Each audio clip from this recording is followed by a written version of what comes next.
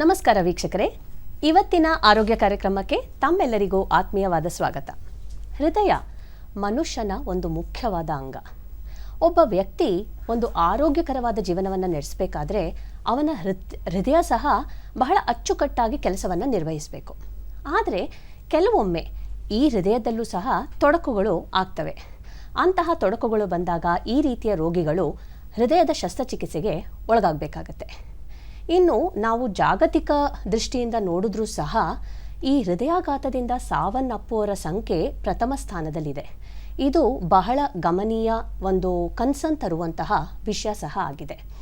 ಆದರೆ ಈ ರೀತಿಯ ರೋಗ ಇರೋರಿಗೆ ಹೃದಯದ ಶಸ್ತ್ರಚಿಕಿತ್ಸೆ ಒಂದು ವರ ಅಲ್ವೇ? ಈ ಹೃದಯ ಶಸ್ತ್ರಚಿಕಿತ್ಸೆಯ ಜೊತೆ ಆಗುವಂತಹ ಉಪಯೋಗಗಳೇನು, ಆದರೆ ಅದರ ಜೊತೆಗೆ ಬರುವಂತಹ ಅಪಾಯ ಹಾಗೂ ಅಡ್ಡ ಪರಿಣಾಮಗಳು ಯಾವುವು ಅನ್ನೋದೇ ಇವತ್ತಿನ ಕಾರ್ಯಕ್ರಮದ ಚರ್ಚೆಯ ವಿಷಯ. ಕಾರ್ಯಕ್ರಮಕ್ಕೆ ನಿಮ್ಮೊಂದಿಗಿದ್ದಾರೆ ಬೆಂಗಳೂರಿನ ಹೃದಯದ ಶಸ್ತ್ರಚಿಕಿತ್ಸಾ ತಜ್ಞರಾದ ಸುದರ್ಶನ್ ಜಿಟಿ ಅವರು. ಡಾಕ್ಟರ್, ಕಾರ್ಯಕ್ರಮಕ್ಕೆ ಆತ್ಮೀಯವಾದ ಸ್ವಾಗತ.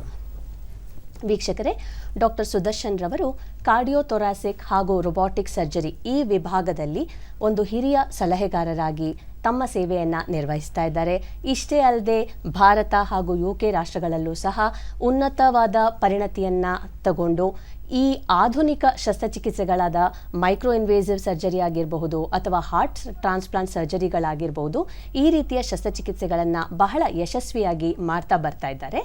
ಡಾಕ್ಟರ್, ಇಷ್ಟನ್ನು ಹೇಳ್ತಾ ನಿಮ್ಮ ಪರಿಚಯವನ್ನು ನಮ್ಮ ವೀಕ್ಷಕರಿಗೆ ಮಾಡ್ತಾ, ಈ ಹೃದಯದ ಶಸ್ತ್ರಚಿಕಿತ್ಸೆ ಅಂದರೆ ಏನು, ಇದು ಯಾರು ನಿರ್ವಹಿಸಬಹುದು? ಧನ್ಯವಾದ ಇಷ್ಟ ಇಂಟ್ರಡಕ್ಷನ್ಗೆ. ಹಾರ್ಟ್ ಸರ್ಜರಿ, ನೀವು ಹೇಳೋ ಪ್ರಕಾರ ಹೃದಯ ಶಸ್ತ್ರಚಿಕಿತ್ಸೆ ಅಂದರೆ ನಾವು ಏನೇ ಸರ್ಜರಿ ಮಾಡಿದ್ರೂ ಒಳಗೆ ನಾವು ರಿಬ್ ಕೇಜ್ ಒಳಗೆ ಹಾರ್ಟ್ ಅಂತ ಒಂದು ಬಿಗ್ ಆರ್ಗನ್ ಇರುತ್ತೆ. ಹಾರ್ಟ್ ಮತ್ತು ಹಾರ್ಟಿಂದ ಬರುವಂಥದ್ದು ಅಯೋಟಾ ಅಂತ ಬೇರೆ ವೆಸಲ್ ಇರುತ್ತೆ. ನಾವು ಇದು ಹಾರ್ಟ್ ಮತ್ತು ಅಯೋಟಾದಲ್ಲಿ ಏನೇ ಒಂದು ಇನ್ಸಿಷನ್ ಹಾಕಿದ್ರು, ಕಟ್ ಮಾಡಿದ್ರು, ಸೂಚರ್ ಮಾಡಿದ್ರು ಅದನ್ನು ಹಾರ್ಟ್ ಸರ್ಜರಿ ಅಥವಾ ಹೃದಯ ಶಸ್ತ್ರಚಿಕಿತ್ಸೆ ಅಂತ ಹೇಳ್ತೀವಿ. ಇದು ಆಗಂಥದ್ದು ಫಿಸಿಷಿಯನ್ ಆಗಲಿ ಅಥವಾ ಸರ್ಜರಿ ಆಗಲಿ ಮಾಡೋಂಥ only possible by a heart surgeon. ಇದು ಹಾರ್ಟ್ ಸರ್ಜರಿ ಮಾಡೋಕ್ಕೆ ನಾವು MBBS ಮಾಡಿರಬೇಕು. ಅದಾದ ನಂತರ ಜನರಲ್ ಸರ್ಜರಿ ಮಾಡಿದ್ಮೇಲೆ ಹಾರ್ಟ್ ಸರ್ಜರಿ ಸ್ಪೆಷಲಿಸ್ಟ್ ಆಗಿರಬೇಕು. ಈ ಸ್ಪೆಷಲಿಸ್ಟ್ ಆಗಿರೋಂಥವ್ರು ಮಾತ್ರ ಹಾರ್ಟ್ ಸರ್ಜರಿ ಮಾಡೋವಂಥದ್ದು. ಜನಕ್ಕೆ ಸಾಮಾನ್ಯವಾಗಿ ಕಾಮನ್ಲಿ ಮಿಸ್ಅಂಡರ್ಸ್ಟ್ಯಾಂಡಿಂಗ್ ಏನಿದೆ ಅಂದರೆ ಕಾರ್ಡಿಯಾಲಜಿಸ್ಟ್ ಅಂದರೆ ಏನು, ಕಾರ್ಡಿಯಾಕ್ ಸರ್ಜನ್ ಅಂದರೆ ಏನು.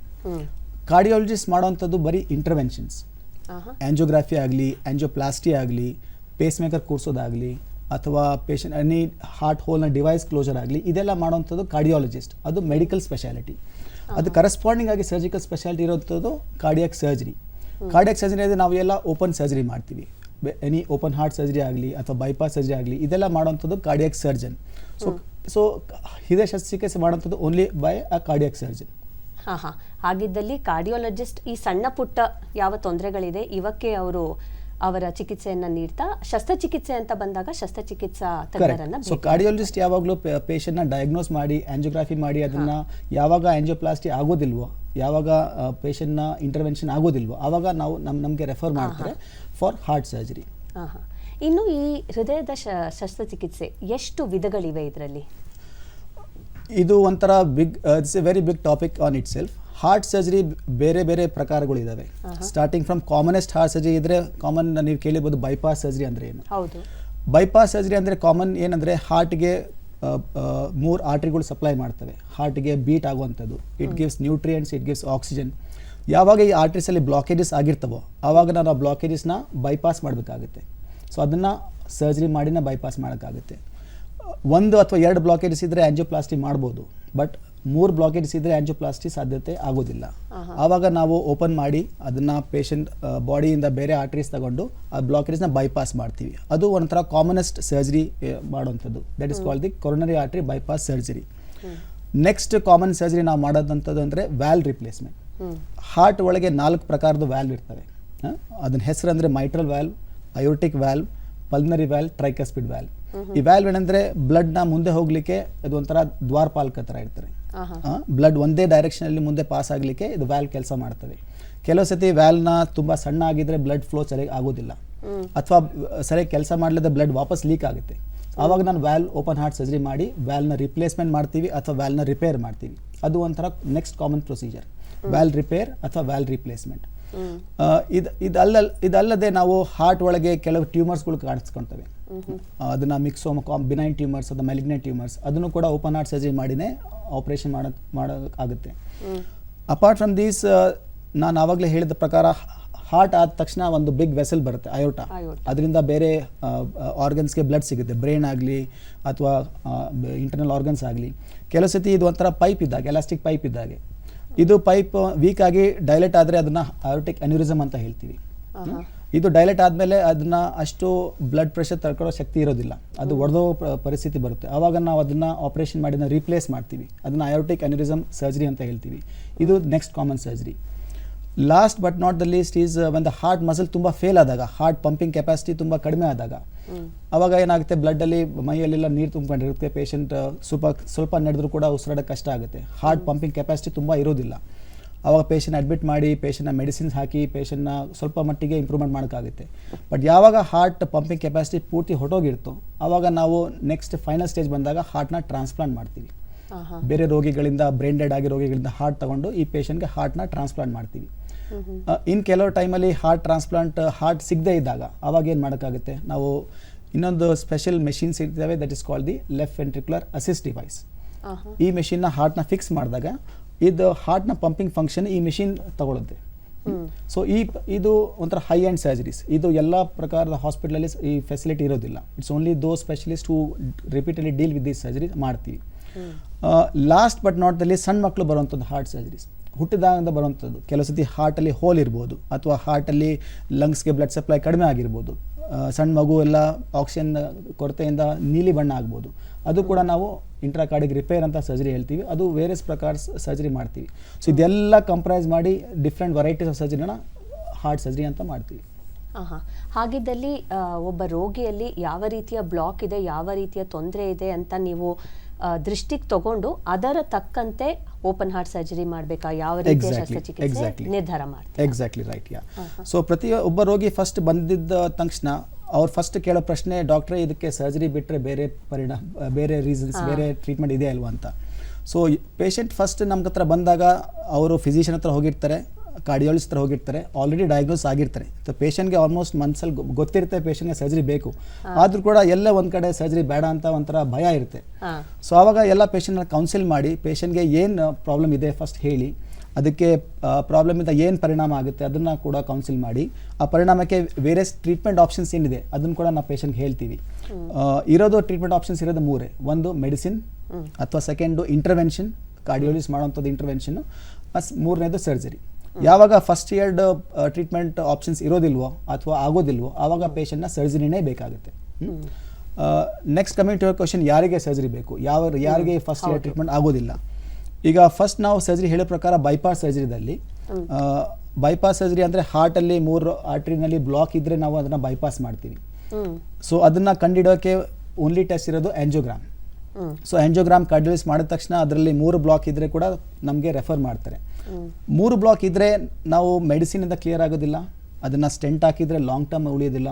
ಆವಾಗ ಪೇಷಂಟ್ನ ನಾವು ಇಷ್ಟು ವರ್ಷ ಸ್ಟಡೀಸ್ ಮಾಡಿ ನೋಡಿರೋ ಪ್ರಕಾರ bypass is the only and the best solution for long term results. Long term ನೋಡಬೇಕಾದ್ರೆ ಬೈಪಾಸ್ ಇಸ್ ಉತ್ತಮ. ಕೆಲವು ಟೈಮಲ್ಲಿ ನಾವು ಬ್ಲಾಕೇಜಸ್ ಅಲ್ದಲೇ ಪೇಷಂಟ್ ಹಾರ್ಟ್ ಪಂಪಿಂಗ್ ಕಡಿಮೆ ಆಗಿರುತ್ತೆ, ಆವಾಗ 2 ಬ್ಲಾಕ್ ಇದ್ರೂ ಕೂಡ bypass is the best solution. ಕೆಲವು ಸತಿ ಆರ್ಟ್ರೀಸಲ್ಲಿ ಕ್ಯಾಲ್ಸಿಯಂ ಪ್ರಮಾಣ ಜಾಸ್ತಿ ಇದ್ದರೆ ಸ್ಟೆಂಟ್ ಸರಿಯಾಗಿ ಕೂತ್ಕೊಳೋದಿಲ್ಲ, ಸೊ ಆವಾಗ stent will be a difficult one. ಆವಾಗ bypass is the solution for the blockages of the artery. young patient coming with the blockage in the heart, long term best solution is a bypass surgery. ಆಮೇಲೆ most of the patients ಎಲ್ಲ diabetic ಇರ್ತಾರೆ, ಅವ್ರು diabetes sugar ಕಾಯಿಲೆ ಇರ್ತದೆ, ಅವ್ರಿಗೆ ಕೂಡ ನಾವು ನೋಡಿರೋ ಪ್ರಕಾರ bypass is the best and the only solution. So among the blockages in the heart, block in the artery, bypass is the solution for all this which I have already mention. ಬೇರೆ ಕಾರಣ ವ್ಯಾಲ್ replacement ಅಂತ ನಾನು mention ಮಾಡಿದೆ ಆಗಲೇ. So ವ್ಯಾಲ್ ರಿಪ್ಲೇಸ್ಮೆಂಟ್ಗೆ 2 ಪ್ರಕಾರದ್ದು problem ಇರ್ತವೆ. ಒಂದು ಐದರ್ ಸಣ್ಣ ಆಗಿರ್ಬೋದು, ಅವಾಗ ಬ್ಲಡ್ ಫ್ಲೋ ಸರಿಯಾಗಿ ಆಗೋದಿಲ್ಲ, ಅಥವಾ ಬ್ಲಡ್ ಫ್ಲೋಗೆ ವಾಪಸ್ ಲೀಕ್ ಆಗುತ್ತೆ. ಸೊ ಅದಕ್ಕೆ ನಾವು ಫಸ್ಟ್ ಮೆಡಿಸಿನ್ ಕೊಡ್ತೀವಿ. ಮೆಡಿಸಿನ್ ಕೊಟ್ಟಾದ್ಮೇಲೆ ಪೇಷಂಟ್ನ ರುಟೀನ್ ಎಕೋಕಾರ್ಡಿಯೋಗ್ರಫಿ ಮಾಡಿ ಫಾಲೋ ಅಪ್ ಮಾಡ್ತೀವಿ, ಏನಾಗ್ತಿದೆ ವ್ಯಾಲ್ಗೆ ಅಂತ. ಯಾವಾಗ ನಮಗೆ ಎಕೋಕಾರ್ಡಿಯೋಗ್ರಾಮಲ್ಲಿ ಗೊತ್ತಾಗುತ್ತೆ ವ್ಯಾಲ್ ಕೆಲಸ ಮಾಡ್ತಾ ಇಲ್ಲ, ಅಥವಾ almost it is on the verge of failing, ಯಾವಾಗ ಪೇಷಂಟ್ಗೆ ಸಿಂಪ್ಟಮ್ ಜಾಸ್ತಿ ಆಗಿದೆ ಆವಾಗ ಪೇಷಂಟ್ನ ಸರ್ಜರಿ ಮಾಡಬೇಕಾಗುತ್ತೆ. ಸರ್ಜರಿ ಅಲ್ದಲ್ಲೇ ಪೇಷಂಟ್ನ ಇಂಪ್ರೂವ್ಮೆಂಟ್ ಆಗೋದಿಲ್ಲ. ಐದರ್ ನಾವು ವ್ಯಾಲ್ ರಿಪೇರ್ ಮಾಡ್ತೀವಿ ಅಥವಾ ವ್ಯಾಲ್ ರಿಪ್ಲೇಸ್ಮೆಂಟ್ ಮಾಡ್ತೀವಿ. So technically it is not open heart surgery. So because valves are inside the heart ಒಳಗೆ ಇರ್ತದೆ. ಸೊ ಅದನ್ನು ನಾವು ಓಪನ್ ಮಾಡಿ ಹಾರ್ಟ್ನ ಬ್ಲಡ್ನ ಹಾರ್ಟ್ ಲಂಗ್ ಮಷೀನ್ನ ಹಾಕ್ಬಿಟ್ಟು ವ್ಯಾಲ್ನ ರಿಪೇರ್ ಮಾಡಿ ಮತ್ತೆ ಹಾರ್ಟ್ನ ಸ್ಟಾರ್ಟ್ ಮಾಡ್ತೀವಿ. This is the technical part of the procedure. ಅದಲ್ಲದೆ tumours, surgery is the only solution. Surgery ಬಿಟ್ಟರೆ ಬೇರೆ ಏನು ಕೀಮೊಥೆರಪಿ, ರೇಡಿಯೋಥೆರಪಿ ಹಾರ್ಟಲ್ಲಿ ವರ್ಕ್ ಆಗೋದಿಲ್ಲ, ಸರ್ಜರಿನೇ ವರ್ಕ್ ಆಗುತ್ತೆ. ಆಮೇಲೆ ಅಯೋರ್ಟಿಕ್ ಅನ್ಯೂರಿಸಮ್ ಅಲ್ಲಿ ನಾವು ಪೇಷಂಟ್ನ ರುಟೀನ್ಲಿ ಫಾಲೋ ಅಪ್ ಮಾಡಿದಾಗ ಒಂದು ಸೈಜ್ ಅಂತ ಮೆನ್ಷನ್ ಮಾಡ್ತೀವಿ. Aortic size is normally around 3 to 5 centimeters. ಯಾವಾಗ ಅದು 5 centimeter ಜಾಸ್ತಿ ಆಗಿರ್ತೋ ಆವಾಗ ಒಡೆಯೋ ಚಾನ್ಸ್ ಜಾಸ್ತಿ ಇರುತ್ತೆ. ಒಂದ್ಸಲ ಅಯೋರ್ಟಿಕ್ ಅನ್ಯೂರಿಸಮ್ ಒಡೆದೋಗ್ಬಿಟ್ರೆ ಬ್ಲೀಡಿಂಗ್ ಆಗಿ ಪೇಷಂಟ್ಗೆ ಪ್ರಾಣಾಪಾಯ ಆಗುತ್ತೆ. ಸೊ ಆವಾಗ ನಾವು ಸರ್ಜರಿನ ಅಡ್ವೈಸ್ ಮಾಡ್ತೀವಿ. There is no other solution apart from surgery. Okay, so ಇದೆಲ್ಲ ಬೇರೆ ಕಾರಣ where the surgery is the only solution and surgery is the best solution and the best long term solution ಅದು ಹೇಳ್ಬೋದು. ಇನ್ನು ಡಾಕ್ಟರ್, ಒಬ್ಬ ವ್ಯಕ್ತಿಗೆ ಶಸ್ತ್ರಚಿಕಿತ್ಸೆ ಬೇಕು ಅಂತ ನಿರ್ಧಾರ ಆದಮೇಲೆ ಶಸ್ತ್ರಚಿಕಿತ್ಸೆಗೆ ಮೊದಲು, ಶಸ್ತ್ರಚಿಕಿತ್ಸೆ ನಡೆಯುವ ಸಮಯದಲ್ಲಿ ಹಾಗೂ ಶಸ್ತ್ರಚಿಕಿತ್ಸೆಯ ನಂತರ ಆ ರೋಗಿ ಹಾಗೂ ಆ ಕುಟುಂಬದವರು ಏನನ್ನ ಅಪೇಕ್ಷೆ ಪಡ್ಬೋದು? Correct. So that is a very valid question. Because first ಯಾವಾಗ ಪೇಷಂಟ್ ನಮ್ಮ ಹತ್ರ ಬರ್ತಾರೆ ಅವ್ರಿಗೆ ನಾನು ಆಲ್ರೆಡಿ ಹೇಳೋ ಪ್ರಕಾರ ಪೇಷಂಟ್ ಗೊತ್ತಿರ್ತಾರೆ ಅವ್ರಿಗೆ ಶಸ್ತ್ರಚಿಕಿತ್ಸೆ ಬೇಕು ಅಂತ. ಸೊ ಅದ್ರ ಪ್ರಕಾರ ನಾವು ಪೂರ್ತಿ ಮಾಹಿತಿ ಕೊಡ್ತೀವಿ. ಪೇಷಂಟ್ ಬಂದಾಗ ಆಲ್ಮೋಸ್ಟ್ ಡಿಸೈಡ್ ಆಗಿರುತ್ತೆ ಅವ್ರ ಸರ್ಜರಿ ಬೇಕೇ ಬೇಕು ಅಂತ. ಸೊ ನಾವು ಪೇಷಂಟ್ಗೆ ಫಸ್ಟ್ ಡೀಟೇಲ್ ಆಗಿ ಏನು ಕಾಯಿಲೆ ಇದೆ ಅವ್ರಿಗೆ, ಆ ಕಾಯಿಲೆಯಿಂದ ಏನು ಪರಿಣಾಮ ಆಗುತ್ತೆ, ಆಮೇಲೆ ಪರಿಣಾಮ ಆದ ಕೂಡಲೇ ಕಮಿಂಗ್ ಟು ಸರ್ಜರಿಯಿಂದ ಏನು ಬೆನಿಫಿಟ್ ಆಗುತ್ತೆ, ಏನು ರಿಸ್ಕ್ ಇದೆ, ಆಮೇಲೆ ಸರ್ಜರಿಗೆ ಯಾವಾಗ ರೆಡಿ ಆಗ್ತೀವ ಅಂತ ನಾವೆಲ್ಲ ಫಸ್ಟ್ ವರ್ಕಪ್ ಮಾಡ್ತೀವಿ ಪೇಷಂಟ್ನ. ಪೇಷಂಟ್ನ ಪ್ರೀವಿಯಸ್ ಮೇನ್ ಟ್ಯಾಬ್ಲೆಟ್ ತೊಗೊತಾ ಇದ್ದಾರೆ ಕರೆಕ್ಟಾಗಿ ನೋಡ್ತೀವಿ ಅವ್ರನ್ನ. ಕೆಲವು ಸರಿ ಆಪರೇಷನ್ಗೆ ಮುಂಚೆ ಟ್ಯಾಬ್ಲೆಟ್ ಎಲ್ಲ ಸ್ಟಾಪ್ ಮಾಡಬೇಕಾಗುತ್ತೆ. ಬ್ಲಡ್ ತಿನ್ನಾಗೋ ಟ್ಯಾಬ್ಲೆಟ್ ಪೇಷಂಟ್ ತೊಗೊತಾ ಇರ್ತಾರೆ, ಅದನ್ನು ಕೆಲವು ಸರಿ ಸ್ಟಾಪ್ ಮಾಡ್ತೀವಿ ಒಂದು ವಾರಗಟ್ಟಲೆ, ಅಟ್ಲೀಸ್ಟ್ ಫಾರ್ 7 days. ಆಮೇಲೆ ಪೇಷಂಟ್ನ ಬಾಡಿಯಲ್ಲಿ ಎನಿ ಇನ್ಫೆಕ್ಷನ್ ಇದ್ದರೆ ಕೂಡ ನಾವು ವ್ಯಾಲ್ ರಿಪ್ಲೇಸ್ ಮಾಡೋಕ್ಕೆ ಸಾಧ್ಯ ಇಲ್ಲ. ಸೊ ಪೇಷಂಟ್ನ ಫಸ್ಟ್ ಕಾಮನ್ಲಿ ಡೆಂಟಲ್ ಚೆಕಪ್ ಕಳಿಸ್ತೀವಿ. ಡೆಂಟಲ್ ಕೇರಿಸ್ ಇದ್ದರೆ ಇನ್ಫೆಕ್ಷನ್ ಹಾರ್ಟ್ಗೆ ಹರಡೋ ತುಂಬ ಚಾನ್ಸಸ್ ಜಾಸ್ತಿ ಇರ್ತವೆ. ಯೂರಿನ್ ಇನ್ಫೆಕ್ಷನ್ ಆಗಿರ್ಬೋದು, ಲಂಗ್ ಇನ್ಫೆಕ್ಷನ್ ಆಗಿರ್ಬೋದು, ಲಂಗ್ ಫಂಕ್ಷನ್ ಟೆಸ್ಟ್ ಮಾಡ್ತೀವಿ. ಸೊ ಇದೆಲ್ಲ ನಾವು ಔಟ್ ಪೇಷಂಟ್ ಕ್ಲಿನಿಕಲ್ಲಿ ಪೇಷಂಟ್ ಅಸೆಸ್ ಮಾಡ್ತೀವಿ, ಪೇಷಂಟ್ ಸರ್ಜರಿಗೆ ಫಿಟ್ ಆಗಿದ್ದಾರೋ ಇಲ್ವೋ ಅಂತ. ಸೊ ಇದಾದಮೇಲೆ ನಂತರ ಪೇಷಂಟ್ ಮಾಡಿದ ತಕ್ಷಣ ಅಡ್ಮಿಟ್ ಆದಮೇಲೆ ಪೇಷಂಟ್ಗೆ ನಾವು ಬೇರೆ ಆರ್ಗನ್ಸ್ ಎಲ್ಲ ಕೆಲಸ ಮಾಡ್ತಿದ್ದೀರೋ ಅಂತ ಟೆಸ್ಟ್ ಮಾಡ್ತೀವಿ. ಸೊ ಯಾಕೆಂದರೆ ಪೇಷಂಟ್ಗೆ ಬರೋವಂಥದ್ದು ಹಾರ್ಟಿಂದ ಪ್ರಾಬ್ಲಮ್ ಆಗಿದ್ದು. ಹಾರ್ಟ್ ಅಲ್ದಲೇ ಕಿಡ್ನಿ ಸರಿಯಾಗಿ ಕೆಲಸ ಮಾಡ್ತಿದೆಯಾ ಅಥವಾ ಲಿವರ್ ಸರಿಯಾಗಿ ಕೆಲಸ ಮಾಡ್ತಿದೆಯಾ, ಬ್ರೈನ್ಗೆ ಬ್ಲಡ್ ಸಪ್ಲೈ ಸರಿಯಾಗಿ ಹೋಗ್ತಾ ಇದೆಯಾ, ಕೊಲೆಸ್ಟ್ರಾಲ್ ಹೇಗಿದೆ, ಬೇರೆ ಇನ್ಫೆಕ್ಷನ್ ಇದೆ, ಇದೆಲ್ಲ ಟೆಸ್ಟ್ ಮಾಡಿಕೊಂಡು ಒಂದು ಸಲ ಫಿಟ್ನೆಸ್ ಎಲ್ಲ ಅಸೆಸ್ ಆದಮೇಲೆ ಪೇಷಂಟ್ನ ಸರ್ಜರಿಗೆ ಒಳಪಡಿಸ್ತೀವಿ. ಸೊ ಸರ್ಜರಿ ಆದಮೇಲೆ ಡ್ಯೂರಿಂಗ್ ಸರ್ಜರಿ ಪೇಷಂಟ್ ಅನಸಿಸಿ ಇರ್ತಾರೆ, ಪೇಷಂಟ್ಗೆ ಏನು ಅರಿವು ಇರೋದಿಲ್ಲ. ಸೊ ಪೇಷಂಟ್ ಯಾವಾಗ ಗೊತ್ತಾಗೋದು ಪೇಷಂಟ್ ICU ಒಳಗೆ ಬಂದಾಗ. ಸೊ ಪೇಷಂಟ್ ICU ಬಂದಾಗ ಇದೆಲ್ಲ ನಾವು ಮುಂಚೆ ಹೇಳಿಲ್ಲ ಅಂದರೆ ಪೇಷಂಟ್ ತುಂಬ ಭಯ ಪಡ್ಕೊಂಡಿರ್ತಾರೆ. ಯಾಕೆಂದರೆ ಅವ್ರಿಗೆ ವೇರಿಯಸ್ ಮಾನಿಟರಿಂಗ್ ಲೈನ್ಸ್ ಇರುತ್ತೆ, BP ಮಾನಿಟರಿಂಗ್ ಲೈನ್ಸ್ ಆಗಲಿ ಅಥವಾ ಪೇಷಂಟ್ಗೆ ಯೂರಿನ್ ಮೆಷರ್ ಮಾನಿಟರಿಂಗ್ ಲೈನ್ಸ್ ಆಗಲಿ. ಸೊ ಪೇಷಂಟ್ಗೆ ಪೇನ್ ರಿಲೀಫ್ ಎಲ್ಲ ICUದಲ್ಲೇ ನಾವು ತಕ್ಷಣ ಕೊಡ್ತೀವಿ.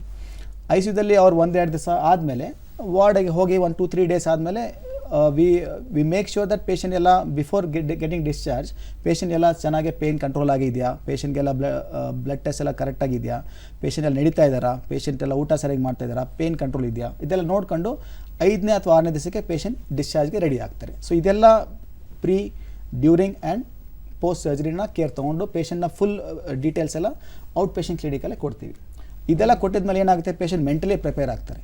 ಇದೆಲ್ಲ ನಮಗೆ for the 5 days this is what ನಾವು ಇದನ್ನೇ ಮಾಡ್ತೀವಿ. ಆಪರೇಷನ್ ಆದಮೇಲೆ this is what I am going to expect. ಇದೆಲ್ಲ ಪೇಷಂಟ್ನ ಮಾಹಿತಿ ಕೊಟ್ಟಾದ ತಕ್ಷಣ ನಾವು ಸರ್ಜರಿಗೆ ಒಳಪಡಿಸ್ತೀವಿ. ಇನ್ನು ಡಾಕ್ಟರ್, ಮುಖ್ಯವಾಗಿ ಹೇಳೋದಾದರೆ ಈ ಶಸ್ತ್ರಚಿಕಿತ್ಸೆಯಿಂದ ನಮ್ಮ ರೋಗಿಗಳಿಗೆ ಯಾವ ರೀತಿಯ ಉಪಯೋಗಗಳಾಗತ್ತೆ? ಕರೆಕ್ಟ್. ಒಂದು ನೀವು ಆಲ್ರೆಡಿ ಹೇಳಿದ್ರಿ ಇದೇ ಬೆಸ್ಟ್ ಸೊಲ್ಯೂಷನ್ ಲಾಂಗ್ ಟರ್ಮ್ ಅಲ್ಲಿ ಅಂತ. ಇನ್ನು ಯಾವ ರೀತಿ ಹಾರ್ಟ್ ಸರ್ಜರಿಯಿಂದ ಉಪಯೋಗ ಅಂಥದ್ದು 3 ಪ್ರಕಾರ ಪೇಷಂಟ್ ಇರ್ತವೆ. ಒಂದು ತುಂಬ ಸಿಂಪ್ಟಮ್ಸ್ ಇದ್ದಾಗ ಪೇಷಂಟ್ಗೆ ಸ್ವಲ್ಪ ನಡೆದ್ರೆ ಕೂಡ ಉಸಿರಾಡೋಕ್ಕೆ ಕಷ್ಟ ಆಗುತ್ತೆ, ಅಥವಾ ಸ್ವಲ್ಪ ನಡೆದ್ರೆ ಪೇಷಂಟ್ಗೆ ಚೆಸ್ಟ್ ಪೇನ್ ಆಗುತ್ತೆ, ತುಂಬ ಸುಸ್ತಾಗಿರೋದುಂಟು, ಅವ್ರ ಪೇಷಂಟ್ಗೆ ಕೆಲವು ಸರಿ ಸ್ಟ್ರೋಕ್ ಆಗಿರೋಂಟು ಹಾರ್ಟ್ ಒಳಗೆ ಕ್ಲಾಟ್ ಇರೋದ್ರಿಂದ. ಇದೆಲ್ಲ ಸಿಂಪ್ಟಮ್ಯಾಟಿಕ್ ಹಾರ್ಟ್ ಸರ್ಜರಿ ಆದ ತಕ್ಷಣ ವಿದಿನ್ 1 to 2 months ಎಲ್ಲ ಇಂಪ್ರೂವ್ಮೆಂಟ್ ಆಗುತ್ತೆ. ಸೊ ಪೇಷಂಟ್ಗೆ ಸಿಂಪ್ಟಮ್ಯಾಟಿಕ್ ಇಂಪ್ರೂವ್ಮೆಂಟ್ ಡೆಫಿನೆಟ್ಲಿ ಆಗುತ್ತೆ. ಹಾರ್ಟ್ ಸರ್ಜರಿ ಆದಮೇಲೆ ಪೇಷಂಟ್ ಎಲ್ಲ ಕೆಲಸ ಏನೋ ಇದು ಪ್ರಾಬ್ಲಮ್ ಆಗೋದಕ್ಕಿಂತ ಮುಂಚೆ ಮಾಡ್ತಿದ್ರು ಎಲ್ಲನೂ ಈಸಿಲಿ ಮಾಡ್ಬೋದು after A period of 2 months of rest. That is called the symptomatic improvement. Second category ಬಂದ್ಬಿಟ್ಟು ನಾವು ಪ್ರೋಗ್ನಾಸ್ಟಿಕ್ ಇಂಪ್ರೂವ್ಮೆಂಟ್ ಅಂತ ಹೇಳ್ತೀವಿ. ಈಗ ಕೆಲವು ಪೇಷಂಟ್ ಎಲ್ಲ ಬರೀ ಹೆಲ್ತ್ ಚೆಕ್ ಮಾಡ್ಕೊಂಡಿರ್ತಾರೆ, ಹೆಲ್ತ್ ಚೆಕ್ಕಲ್ಲಿ ಟೆಸ್ಟ್ ಎಲ್ಲ ಮಾಡ್ತಾರೆ. ಆ ಟೆಸ್ಟಲ್ಲಿ ನಮ್ಗೆ ಗೊತ್ತಾಗುತ್ತೆ ಪೇಷಂಟ್ಗೆ ಸಿವಿಯರ್ ಹಾರ್ಟ್ ಪ್ರಾಬ್ಲಮ್ ಇದೆ, ಬಟ್ ಪೇಷಂಟ್ಗೆ ಏನೂ ಸಿಂಪ್ಟಮ್ ಇರೋದಿಲ್ಲ. ಅವ್ರಿಗೆ ನಾವು ಎಸಿಂಪ್ಟಮ್ಯಾಟಿಕ್ ಕ್ಯಾಟಗರಿ ಆಫ್ ಪೇಷಂಟ್ ಹೇಳ್ತೀವಿ. ಸೊ ಅವ್ರಿಗೆ ಕೂರಿಸೋ ಪೇಷಂಟ್ ವ್ಯಾಲಿಡ್ ಕ್ವಶನ್ ಅಂದರೆ ಡಾಕ್ಟರ್ ನಾವು ಯಾಕೆ ಸರ್ಜರಿ ಮಾಡಿಸ್ಕೋಬೇಕು, ನಮ್ಗೆ ಏನು ಸಿಂಪ್ಟಮ್ಸ್ ಇಲ್ಲ, ಯಾಕೆ ಮಾಡಿಸ್ಬೇಕು. ಸೊ ನಾವು ಅದನ್ನು ಆ ಕ್ಯಾಟಗರಿ ಆಫ್ ಪೇಷಂಟ್ನ ಬೇರೆ ಸಿವಿಯರಿಟಿ ಆಫ್ ದ ಡಿಸೀಸ್ ನೋಡ್ಕೊಂಡು ಪ್ರೋಗ್ನೋಸ್ಟಿಕೇಟ್ ಮಾಡ್ತೀವಿ. ಈ ಪೇಷಂಟ್ನ ಹಾಗೆ ಬಿಟ್ಟರೆ the chances of major problem is very high. Surgery ಮಾಡಿದ್ಮೇಲೆ ಪೇಷಂಟ್ನ ಲಾಂಜಿವಿಟಿ, ಪೇಷಂಟ್ನ ಲೈಫ್ ಪ್ರೊಲಾಂಗ್ ಮಾಡ್ಬೋದು. The life they can live up to the whole life. That is advantage, what is called the prognostic advantage. ಅವ್ರದ್ದು life prolong ಮಾಡ್ಬೋದು. ಮೂರನೇದು life saving. Life saving ಅಂದರೆ patient ಎಮರ್ಜೆನ್ಸಿಯಾಗಿ ಬರ್ತಾರೆ, ಸಡನ್ ಆಗಿ massive heart attack or sometimes ಹಾರ್ಟಲ್ಲಿ heart ಅಟ್ಯಾಕಿಂದ heart ಒಳಗೆ ಹೋಲ್ ಆಗಿರುತ್ತೆ. ಆವಾಗ ಪೇಷಂಟ್ ತುಂಬ BP ಕಡಿಮೆ ಆಗಿರುತ್ತೆ, ಪೇಷಂಟ್ನ ಆಲ್ಮೋಸ್ಟ್ ಉಸಿರಾಡೋಕ್ಕೆ ಕಷ್ಟ ಆಗುತ್ತೆ, ಪೇಷಂಟ್ ವೆಂಟಿಲೇಟರಲ್ಲಿ ಇರ್ತಾರೆ, ಕಿಡ್ನಿ ಸ್ವಲ್ಪ ಫೇಲ್ ಆಗಿರುತ್ತೆ, ಪೇಷಂಟ್ಗೆ ಅಯೋರ್ಟಿಕ್ ಅನ್ಯೂರಿಸಮ್ ನಾನು ಹೇಳಿದ್ನಲ್ಲ ಅಯೋರ್ಟಾ ಅಂತ, ಅದು BP ಜಾಸ್ತಿ ಆಗಿ ಅದರಲ್ಲಿ ಲೇಯರ್ಸಲ್ಲಿ ತುಂಬ ಡಿಸೆಕ್ಷನ್ ಅಂತ ಆಗಿರುತ್ತೆ. So almost in the verge of rupturing ಆ ಥರ ಪೇಷಂಟ್ ಕೂಡ ಬರ್ತಾರೆ. ಆವಾಗ ಪೇಷಂಟ್ BP ತುಂಬ ಕಡಿಮೆ, ಆವಾಗ ನಾವು ಸರ್ಜರಿ ಮಾಡೋದು it is a life saving to the patient. ನಾವು ಸರ್ಜರಿ ಮಾಡಲಿಲ್ಲ ಅಂದರೆ patient will not going to survive in the next 24 hours. So that is advantage of these 3 kind of advantages. So 3 category patient ನಾವು day in and day out ನೋಡ್ತಾ ಇರ್ತೀವಿ. ಇನ್ನು ಈ ರೋಗಿಗಳಲ್ಲಿ ಆಗಬಹುದಾದಂತಹ ಅಡ್ಡ ಪರಿಣಾಮಗಳು ಅಥವಾ ಅಪಾಯ ಯಾವ ರೀತಿಯದ್ದು? Very valid question. ಈಗ ಪೇಷಂಟ್ ಬರೋವಂಥದ್ದು ಫಸ್ಟ್ ಕೇಳೋವಂಥ risk of doctor surgery risk ಏನು ಅಂತ. ಸೊ ನಾವು ಫಸ್ಟ್ ಹೇಳ್ತೀವಿ more than the surgery risk, what is the risk of not doing surgery. ಈಗ ಈ ಕರೆಂಟ್ ಲಾಸ್ಟ್ 20 yearsಲ್ಲಿ ಟೆಕ್ನಾಲಜಿ ಇಷ್ಟೊಂದು ಇಂಪ್ರೂವ್ಮೆಂಟ್ ಆದಮೇಲೆ ನಾವು surgery bypass surgery you will believe it not is less than 1%. which is very good. In the last, if you compared 30 years back, surgery risk was very high. Now it is less than 1%. Open heart surgery, valve replacement, risk is almost less than 4 to 5%. In ಬೇರೆ ನೋಡಿದ್ರೆ risk without surgery, the risk of him having a major problem is more than 50%. So always I tell the patient to compare the risk with surgery, without surgery. Surgery ಮಾಡಿದ್ರೆ ಎಷ್ಟು risk ಇರುತ್ತೆ, surgery ಮಾಡದೇ ಇದ್ರೆ ಎಷ್ಟು risk ಇರ್ತದೆ. That we should compare, not looking at the 1% risk. ಈ doctor patient ಹೇಳ್ತಾರೆ doctor ಇಲ್ಲ ನಮ್ಗೆ 100% ಚೆನ್ನಾಗಾಗಬೇಕು. There is no surgery in the world which is 100% risk free. So risk ಏನಾಗುತ್ತೆ ಹಾರ್ಟ್ ಸರ್ಜರಿ ಮಾಡಬೇಕಾದ್ರೆ, ಒಂದು ಬ್ಲೀಡಿಂಗ್ ರಿಸ್ಕ್ ಆಗಿರ್ಬೋದು. ನಾವು ಹಾರ್ಟ್ ಸರ್ಜರಿ ಮಾಡಬೇಕಾದ್ರೆ ಬ್ಲಡ್ ಥಿನ್ನಿಂಗ್ ಇಂಜೆಕ್ಷನ್ ಕೊಡ್ತೀವಿ, ಕೆಲವು ಸತಿ ಇಂಜೆಕ್ಷನ್ ಎಫೆಕ್ಟ್ ಜಾಸ್ತಿ ಆಗಿರುತ್ತೆ, ಪೇಷಂಟ್ನ ಸ್ವಲ್ಪ ರಕ್ತಸ್ರಾವ ನಾರ್ಮಲ್ಗಿಂತ ಹೆಚ್ಚಾಗ್ಬೋದು. And risk is around 5 to 10%. ಕೆಲವು ಸತಿ ಆಪರೇಷನಲ್ಲಿ ಕ್ಯಾಲ್ಶಿಯಂ ಎಲ್ಲ ಡೆಪಾಸಿಟ್ ಎಲ್ಲ ಬ್ರೈನ್ ಹೋಗಿ ರಿಸ್ಕ್ ಆಫ್ ಸ್ಟ್ರೋಕ್ ಆಗ್ಬೋದು. And risk of stroke for a routine surgery is less than 5%. Kidney function ಸ್ವಲ್ಪ ಕಡಿಮೆ ಆಗ್ಬೋದು, ಅಥವಾ ಕಿಡ್ನಿ ಆಪರೇಷನ್ ಟೈಮಲ್ಲಿ ಲಂಗ್ ಫಂಕ್ಷನ್ ಸ್ವಲ್ಪ ಲಂಗ್ ಕೊಲ್ಯಾಪ್ಸ್ ಚಾನ್ಸಸ್ ಇರ್ಬೋದು. And last but not the least infection risk. Okay, so these are the major risk from happening of any cardiac surgery. But if you combine all the risk it will is less than 5%. Less than 5%. ಇನ್ನು ಸಾವಿನ ದವಡೆಯಿಂದ ಎಷ್ಟು percentage ರೋಗಿಗಳನ್ನು ನೀವು save ಮಾಡೋದಕ್ಕೆ ಸಾಧ್ಯ ಆಗುತ್ತೆ? Exactly right. ಇದು last category of the ಪೇಷಂಟ್ನ ಹೇಳಿದ್ನಲ್ಲ, ಪೇಷಂಟ್ ಲೈಫ್ ಸೇವಿಂಗ್ ರಿಸ್ಕ್ ಅಂತ ಹೇಳ್ತೀವಿ. ಇದು ಕೆಲವು ಸತಿ ನಾವು ಅಯೋರ್ಟಿಕ್ ಡೈಸೆಕ್ಷನ್ ಆಗಲಿ, ಅಥವಾ ಹಾರ್ಟ್ ಒಳಗೆ ಹಾರ್ಟ್ ಅಟ್ಯಾಕಿಂದ ಹೋಲ್ ಆಗಲಿ, ಅಥವಾ ಹಾರ್ಟ್ ಫುಲ್ ರಪ್ಚರ್ ಆಗಿದ್ರಾಗಲಿ, ನಾವು ಆಪರೇಷನ್ ಮಾಡಿಲ್ಲ ಅಂದರೆ patient 100% patient will die. If you operate on these patient, surgery risk ಜಾಸ್ತಿ ಇದ್ರೂ ಕೂಡ there are set of patient around 50 to 60% ನಾವು ಪೇಷಂಟ್ನ ಉಳಿಸ್ಬೋದು. ಇದು ಲೈಫ್ ಸೇವಿಂಗ್ ಸರ್ಜರಿ. ನಾವು ಬೇರೆ ಟೈಮಲ್ಲಿ ನಾವು ಕೆಲವು ಸತ ಭಾಳ ನಮಗೆ ಬೇಜಾರಾಗುತ್ತೆ, ಪೇಷಂಟ್ನ ಬೈಪಾಸ್ ಸರ್ಜರಿ ಅಂತ ಲಿಸ್ಟ್ ಆಗಿರ್ತಾರೆ, ಬಟ್ ಪೇಷಂಟ್ ವೇಟಿಂಗ್ ಪೀರಿಯಡಲ್ಲಿ patient has a massive heart attack and die. So this also happen. So the right time of surgery is very important. And patient ಹೇಳ್ತಾರೆ ಇಲ್ಲ ಡಾಕ್ಟರ್ ನಾನು ಚೆನ್ನಾಗಿದ್ದೀನಿ, ನಾನು 2 months ಆಮೇಲೆ ಬರ್ತೀನಿ. But that is not the solution. ನಾವು angiography ನೋಡಿದಾಗ ಪೇಷಂಟ್ಗೆ ಟೈಟ್ ಕ್ರಿಟಿಕಲ್ ಬ್ಲಾಕ್ ಇರುತ್ತೆ.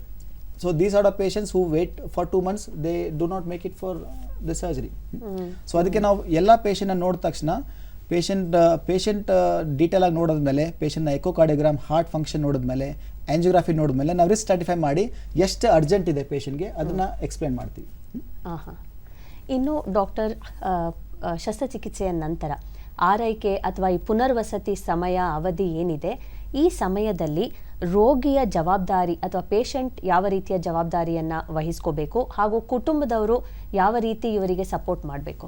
It's a very good question. Actually patient ಏನು ತಿಳ್ಕೊಡ್ತಾರೆ, ಆಪ್ರೇಷನ್ ಆಯಿತು ಮುಗೀತು, ಎಲ್ಲ ನಾವು ಮೊದಲ ಥರ ಎಲ್ಲ ಕೆಲಸ ಮಾಡ್ಬೋದು ಅಂತ. ಅವ್ರಿಗೆ ಹೇಳೋದು ನಾವು ಇಷ್ಟೇ, ಆಪ್ರೇಷನ್ ಮಾಡಿದ್ದು ಬರೀ ನಾವು ಒಂಥರ ರಿಪೇರಿ ಮಾಡ್ದಂಗೆ, ಪ್ಲಂಬಿಂಗ್ ಕೆಲಸ ಮಾಡ್ದಂಗೆ. ಮತ್ತೆ ನೀವು ರಿಸ್ಕ್ ಫ್ಯಾಕ್ಟರ್ಸ್ ಎಲ್ಲ ಹಾಗೇ ಇದ್ದರೆ, ಅಥವಾ ಪ್ರೀವಿಯಸ್ ಲೈಫ್ ಸ್ಟೈಲ್ಗೆ ಹೋದರೆ ನಾವು ಏನು ಬೈಪಾಸ್ ಜಾಯಿನ್ ಮಾಡಿರ್ತೀವಿ ಅದರಲ್ಲೂ ಕೂಡ ಸೇಮ್ ಪ್ರಾಬ್ಲಮ್ ಆಗುತ್ತೆ. So it is very important. Surgery ಆದಮೇಲೂ ಕೂಡ ರಿಸ್ಕ್ ಫ್ಯಾಕ್ಟರ್ಸ್ನ ಕಂಟ್ರೋಲ್ ಮಾಡೋದು ತುಂಬ ಇಂಪಾರ್ಟೆಂಟ್. ರಿಸ್ಕ್ ಫ್ಯಾಕ್ಟರ್ಸ್ ಅಂದರೆ ಏನು?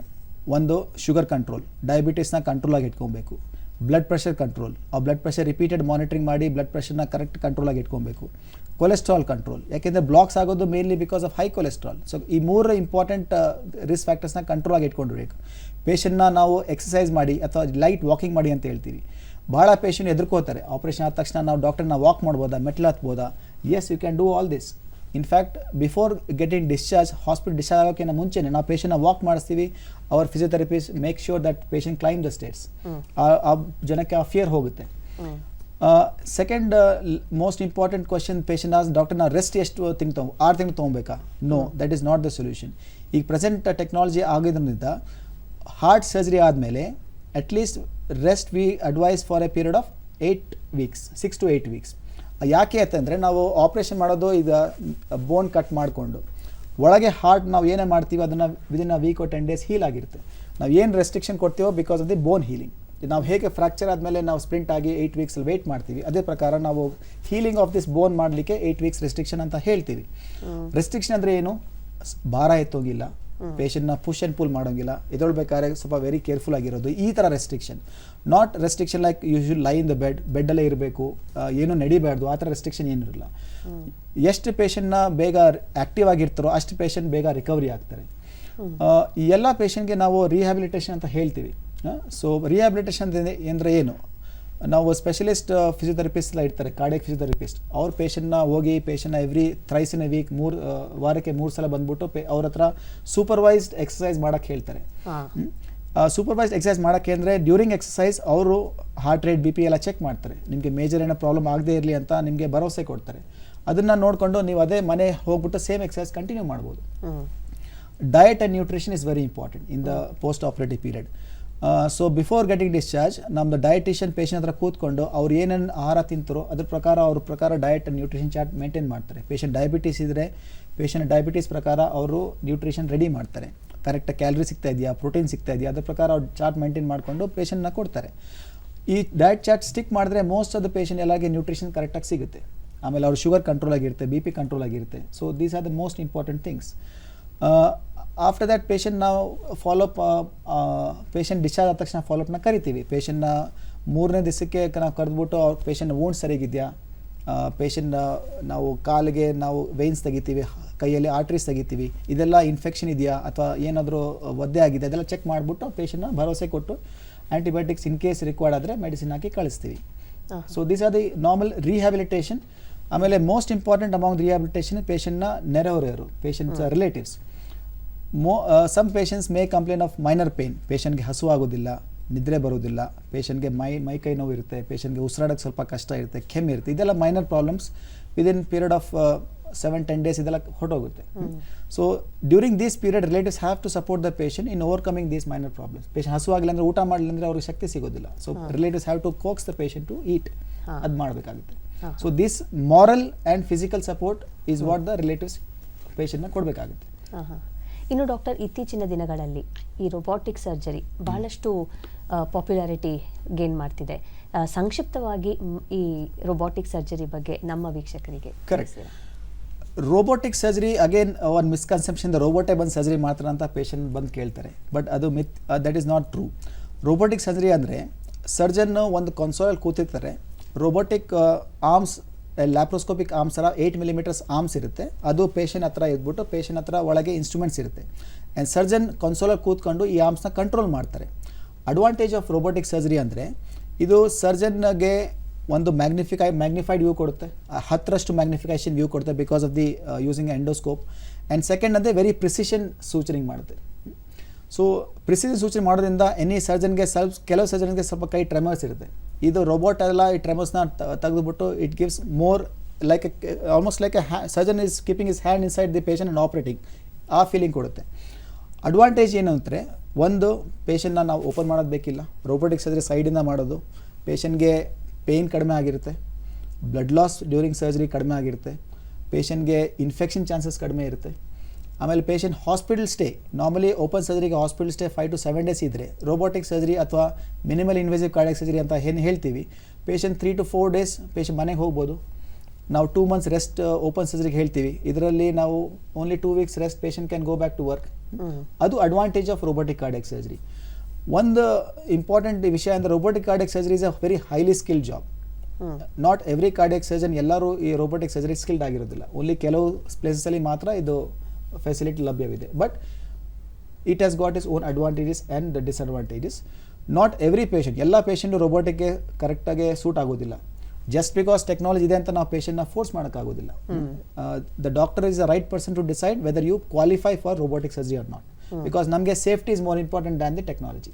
ಹೌದು ಡಾಕ್ಟರ್, ಇವತ್ತಿನ ಕಾರ್ಯಕ್ರಮಕ್ಕೆ ಆಗಮಿಸಿ ನಮ್ಮ ವೀಕ್ಷಕರೆಲ್ಲರಿಗೂ ನೀವು ಈ ಹೃದಯದ ಶಸ್ತ್ರಚಿಕಿತ್ಸೆಯ ಬಗ್ಗೆ ಬಹಳ ಉತ್ತಮವಾದ ಮಾಹಿತಿಯನ್ನು ನೀಡಿದ್ದೀರಿ. ನಮ್ಮ ವೀಕ್ಷಕರೆಲ್ಲರ ಪರವಾಗಿ ಹಾಗೂ ದೂರದರ್ಶನ ಚಂದನ ವಾಹಿನಿಯ ಪರವಾಗಿ ನನ್ನ ತುಂಬು ಹೃದಯದ ಧನ್ಯವಾದ. ನನ್ನ ಕರೆಗೆ ನೋಡಿದ್ರಲ್ಲ ವೀಕ್ಷಕರೇ, ನಮ್ಮ ಹೃದಯದ ಆರೋಗ್ಯ ನಮ್ಮ ಕೈಲೇ ಇದೆ. ಆದ್ದರಿಂದ ಜವಾಬ್ದಾರಿಯುತ ಜೀವನ ಶೈಲಿಯನ್ನು ನಡೆಸೋಣ ಹಾಗೂ ಆರೋಗ್ಯವಂತರಾಗಿ ಇರೋಣ. ಇಷ್ಟನ್ನು ಹೇಳ್ತಾ ಇವತ್ತಿನ ಕಾರ್ಯಕ್ರಮಕ್ಕೆ ಸಮಾಪ್ತಿ ಹೇಳೋ ಸಮಯ. ಮತ್ತೆ ಭೇಟಿ ಮಾಡೋಣ. ಅಲ್ಲಿ ತನಕ ನಮಸ್ಕಾರ. ನಿಮ್ಮ ಡಾಕ್ಟರ್ ಉಮಾ ಗೌತಮ್.